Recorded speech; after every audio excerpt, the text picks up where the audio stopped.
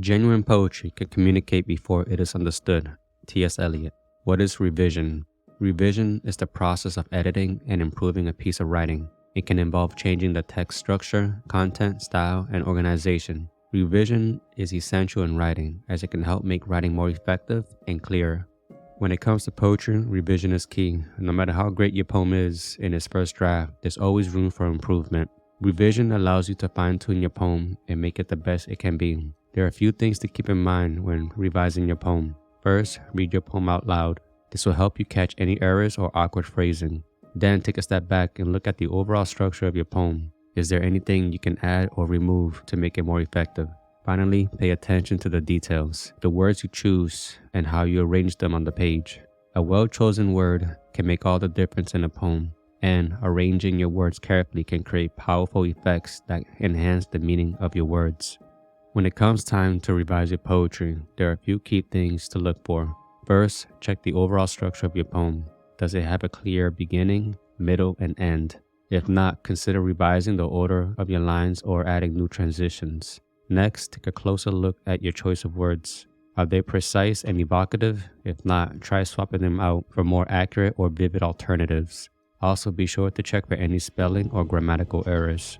Finally, ask yourself if your poem's overall tone and mood are what you have intended. If not, see if there are any changes you can make to achieve the desired effect. When you write poetry, here are a few poetic elements to finesse the editing process: shaping your poem, line breaks, stanzas, and pacing, sound and rhythm, making your words sing, images and symbols, creating visuals with language, truth and emotion, writing from the heart. Regarding about shaping your poem with line breaks, stanzas, and pacing. All these elements play a role in how your poem will be read and interpreted by your audience, so it's essential to choose wisely. Line breaks can create a sense of rhythm or emphasize a specific syllable. They can be used to create visual interest on the page. Stanzas can be used to group related thoughts together or to develop a sense of pause. And finally, pacing refers to the overall speed at which your poem is read. It could be fast-paced and energetic or slow and reflective. Experimenting is the best way to determine which line breaks, stanzas, and pacing will work best for your poem. Regarding about sound and rhythm with making your words sing. As a poet, you know the importance of sound and rhythm in your work. By now, you probably develop a good ear for what sounds right in your poems. But what if you need help with how to make your words sing? Here are a few tips to help you revise your poem for sound and rhythm. Read your poem out loud. This is the best way to hear how the words sound together. As you read, pay attention to how the words flow and their rhythms.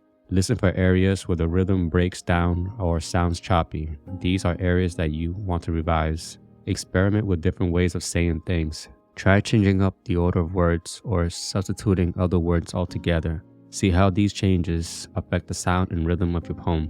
When you are satisfied with the sound and rhythm of your poem, read it out loud. Often, the way you hear a poem the second time differs from the first. You may see something that needs to be changed or that you missed the first time. Regarding about images and symbols with creating visuals with language. Images and symbols are an integral part of the poetry writing process. Poets can evoke emotion and create meaning in their work by creating visuals with language. For example, by using sensory images, poets can give readers a vivid picture of what they are experiencing. Using symbols, poets can add depth and layers of meaning from abstract imagery into concrete words. Both images and symbols are powerful tools to help poets create beautiful and moving poems. By carefully crafting their words, poets can create visuals that will stay with readers long after reading. Regarding about truth and emotion with writing from the heart. When writing from the heart and emotions play a big role. For some, writing is all about getting their feelings out there and putting them on paper. It's a way to express themselves and get everything off their chest. And for others, writing is more about the joy or challenges that come with life. But no matter the reason for writing, it will only be as effective if we are honest with our emotions. If we want to write from the heart, we must be truthful with our emotions. Don't hold back and don't try to sugarcoat anything. The more honest you are, the more impactful your writing will be. It might be difficult at first, but once we start, the words will start flowing out of us. Writing poetry from the soul will draw out a deeper meaning each time we write a poem. With these things in mind, you should be able to revise your poem in a way that makes it more effective and impactful. Poetry is language at its most distilled and most powerful. Rita Dove. Example of the writing and revision process. Phase 1. Once you have the poem's idea, free-write some content, identify its theme, curate a word list, poetic form, and the structure and the way it will be told. Now it's time to add more details about the poem. The best way to describe a poem is to approach it like a blurb that captures its essence, helps you comprehend it from the reader's point of view, and clarifies your thoughts for Phase 2 writing. The poem, A Great Loss, Part 1, in the book, The Cool and Warmth of Hearts. A Great Loss is a narrative poem written in free verse, and the poem's story in medias res is summarized as such. Something tragic happens between two lovers when the speaker does not find his lover at his bedside. The speaker does not see his lover and cannot remember why she left him alone when he woke up. So he worries that this concern would draw unnecessary attention and suspicion. His worry and reason for not being at his side makes him depressed. His thoughts spiral out of control into deeper misery and hopelessness as each minute devours him. Phase 2. In Phase 2, you will transform your free writing into poetic form through its style and elements. This step will be chaotic and playful as you experiment with word arrangement, removal of words or phrases, swapping similar words, line breaks, and whether to use end stops or end jam lines. In continuation of Phase 1, A Great Loss Part 1, the original version of this poem, sometime written a decade or more ago, started out with this piece.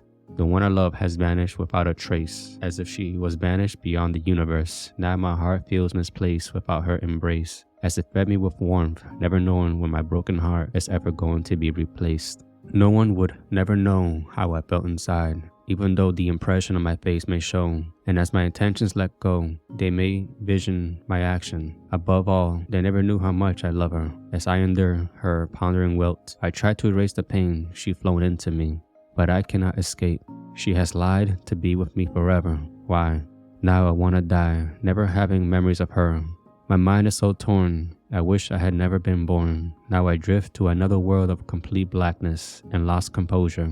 Therefore I had nothing to compete with, so I shift into sleep and unsure to wake up from here. Now I'm fading away, who's going to console my soul?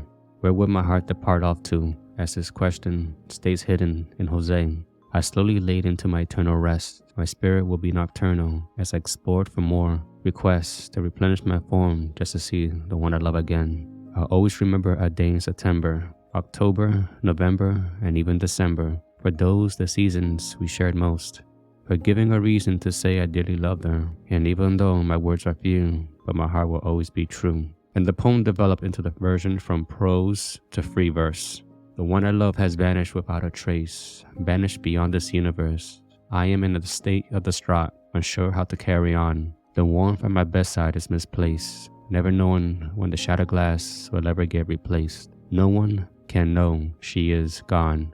At first they would sympathize, then involve the police. They would drown me with questions. Not long they will mark me as a suspect. In no time they will exercise my rights. Soon I feel the neighbors' menacing eyes.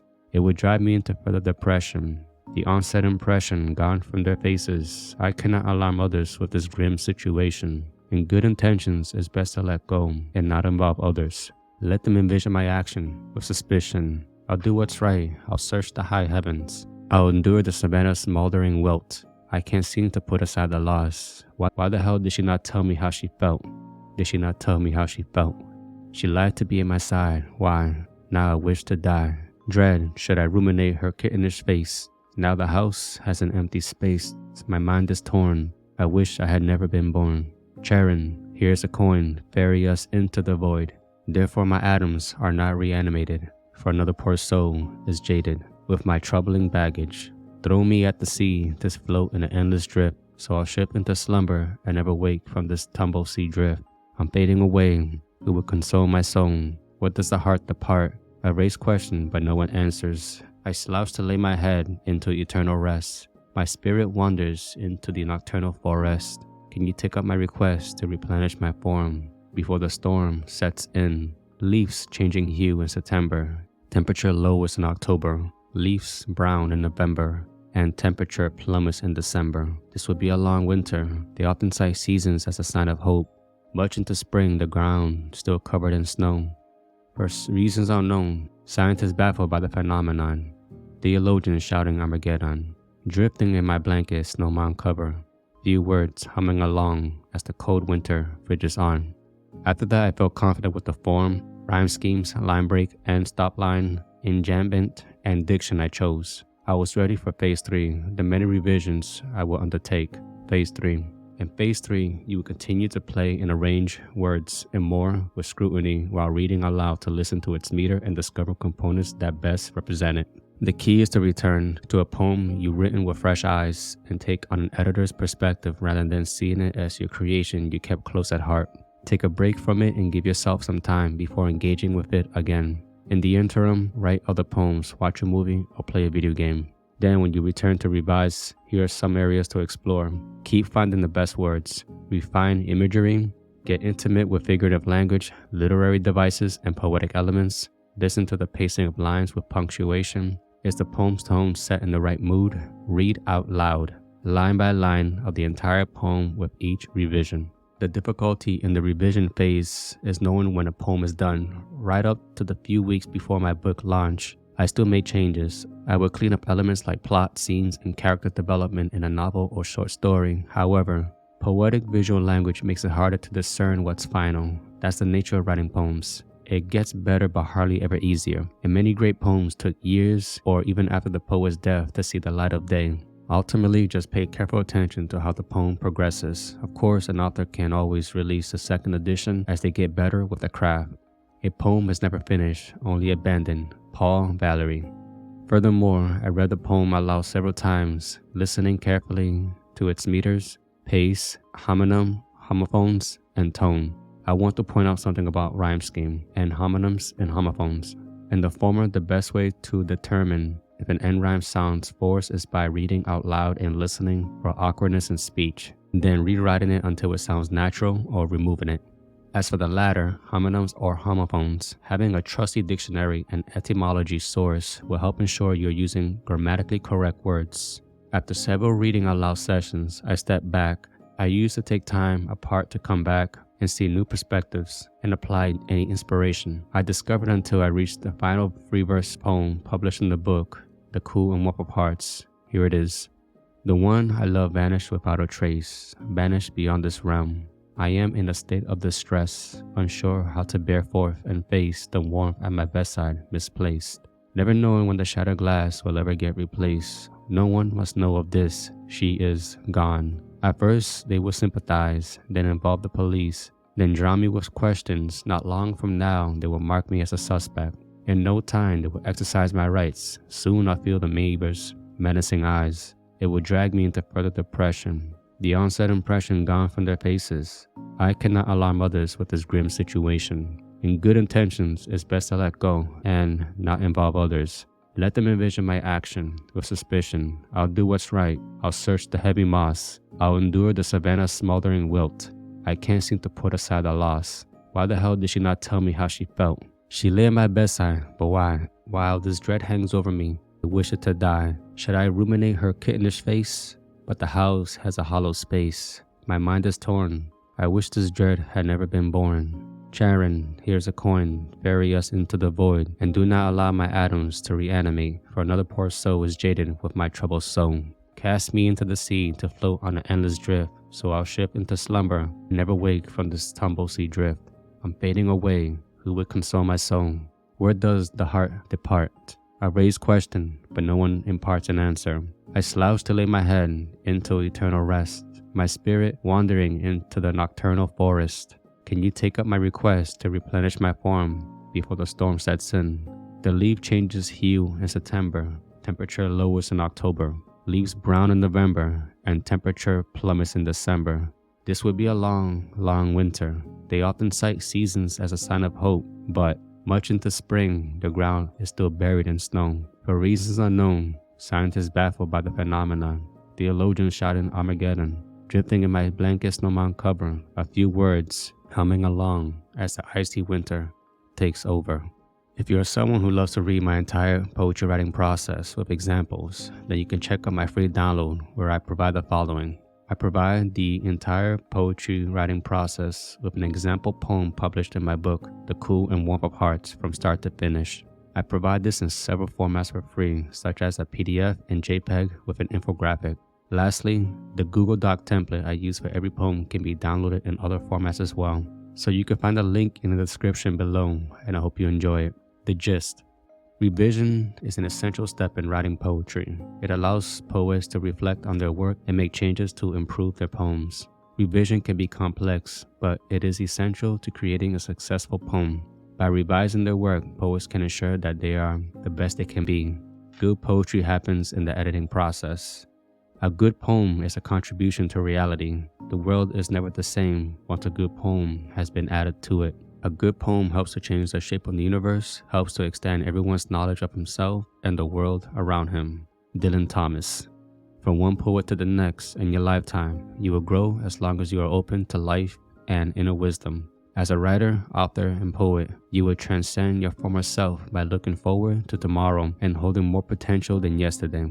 The best thing someone can do is to set a deadline for publication to free themselves from the bonds of perfectionism and let go of the poems for the world to read. In your next writing project, you can pause and reflect by revisiting old works and see how much you have grown and how much your work has grown and instill value in readers' lives.